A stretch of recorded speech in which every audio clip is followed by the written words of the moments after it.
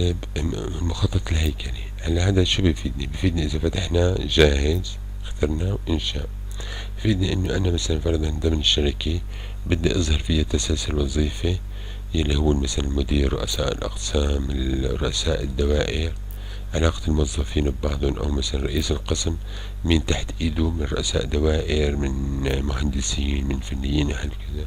أنا فيني ارسم مخطط بيشمل هالتسلسل الوظيفي أو الهرمي. طبعا استيراد ممكن اعتمد. هلا مثلا فرضا أنا هذا المخطط مجرد وقفت عند هاي، أنا فيني أكتب وقف عند الاسم، وبكتب هون عند الاسم فرضا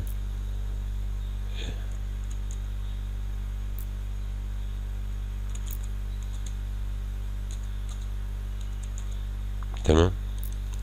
طيب عند الاسم كتبت الاسم فواز من هون. عند الصورة بجي بحدد الصورة بقول له ادراج طبعا انا فيني احدد بس الشكل هيك، بقول له ادراج صورة، ساعتها بحدد له اي صورة كانت فرضا، فمباشرة بأدرج عند اي شكل، بس بحدد الشكل تحديد ضغطة وحدة، وبقول له ادراج صورة، بحدد له اي صورة اخرى، وهكذا. تمام. بالاضافة انه بضغط دبل كليك فيني اكتب على صفة المدير غيرها، فيني اغير عند الاسم، وبكتب اللي بدي اياه هون طبعا.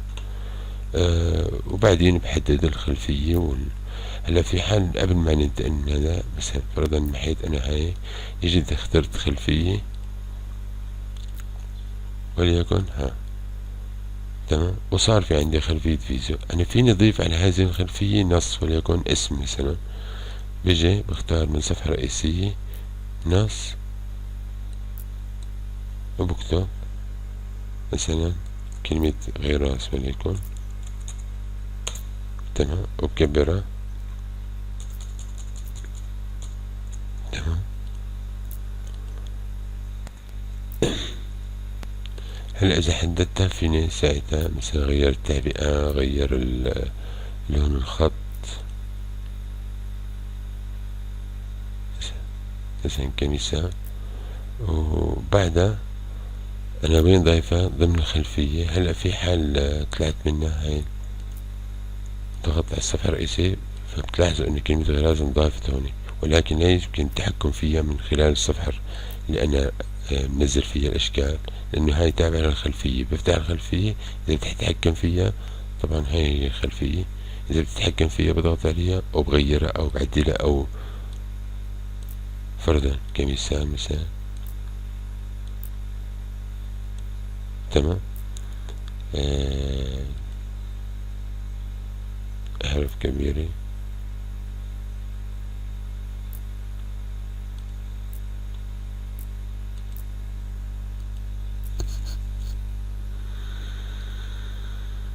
تمام. برجع لهون الصفحة الرئيسية بتكون تعدلت. إذا من أجل التحكم بالخلفية ممكن بفتح صفحة الخلفية وبأدرج نص، أو بأدرج صورة أو أي شيء من إدراج. ممكن أدرج صورة وليكن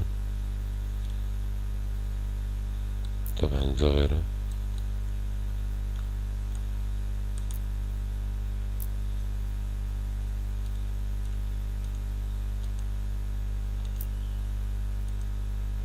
تمام.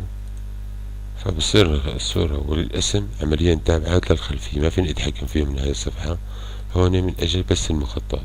هلا راح أخذ مثال احكي فيه عن مخطط الهيكلة، ولكن إنه هاي المعلومات الاسم والصورة بيعتمد فيه البرنامج على استيراد بيانات من نستورد البيانات من ملف إما إكسل أو ملفات أخرى.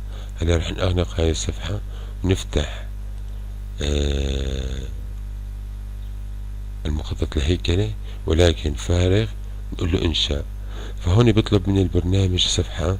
طبعا في حال ما فتح لي هاي الصفحة فرضا وبدي أدخل البيانات، بجي بقول له من مخطط هيكلي استيراد، فبفتح لي نفس الصفحة، باخذ الاحتمال الأول إنه من قاعدة بيانات، بدي أحدد له قاعدة البيانات اللي هي موجودة بإكسل. أنا الملف موجود هون، في عندي جدول ضمن إكسل، أسماء الموظفين الموجودين بالشركة، وكل موظف مين المدير المباشر له. ففرضا هلا أسامة وأمجد هون رؤساء أقسام، رئيس قسم التطوير والصيانة، معناتها مين رئيسهم المباشر اللي هو فواز اللي هو المدير العام. تمام. طيب هلا أغيد وعبد الرحيم وحاتم هن رؤساء دوائر معلوماتية بالتدريب والتخطيط تابعات لقسم التطوير، وبالتالي مين رئيس قسمهم التطوير؟ هو لا أسامة. تمام. اسم الموظف هذا رئيس القسم أسامة، معناته أسامة هو رئيس قسم لأغيد عبد الرحيم وحاتم. نفس الحديث مالك ورسمي ورامي هن رؤساء دوائر الصيانة الكهربائية الميكانيكية المرافق اللي هي قسم تابع لقسم الصيانة. مين قسم الصيانة؟ أمجد، معناته أمجد هو رئيس المباشر. تمام.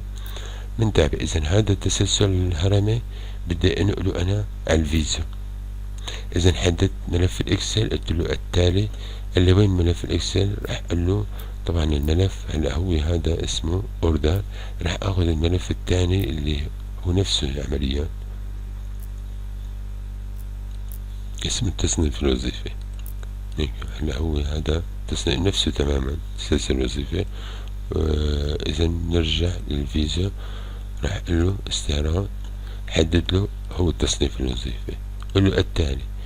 هون بيطلب من البرنامج انه شو بدك تكتب، اسم الموظف. هلا اختر تحت المعلومات التعريف الهيكلي. هون من اجل التعريف الهيكلي انه مشان البرنامج سيقدم لي المخطط هدول تبعت الهيكلي، يقدم لي بناء على التسلسل الوظيفي. اذا بناء على اسم الموظف ومن يرأسه. هون بتدل اسم الموظف من يرأسه، هو بتساعد على التسلسل الهيكلي للمخطط. التالي. طيب شو المعلومات بدي اياها تظهر؟ انا بدي غير اسم الموظف، بدي احدد هدول الاشياء، اسماء والاضافي، كل هدول بدي اسم الموظف واللقب الوظيفي والقسم التابع له ورقم الجوال والايميل. تمام. كل هدول ما ضروري اذكر من يرأسه هون، لانه بالمخطط بده يظهر الرئيس باعلى المخطط مثلا المرؤوس باسفله، وبالتالي ما ضروري تنذكر هاي المعلومة.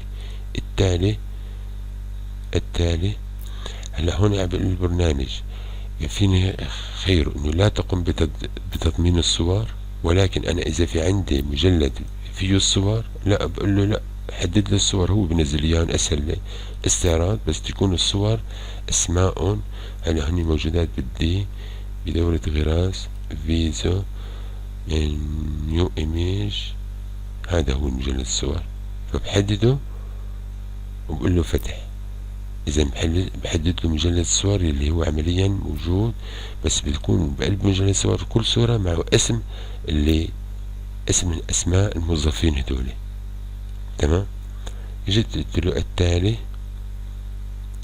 هذا هو بيقوم في البرنامج بتقسيم مخطط الهيكلة انهاء. فهون بيقوم خلال ثواني بيقدم لي المخطط الأساسي اللي هو فيه الإدارة، أول شيء المدير العام واسمه والايميل ورقم الجوال.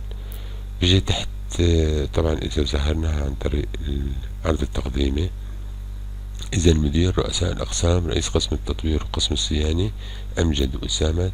تحت اسامة في رؤساء الدوائر هن غيد وحاتم،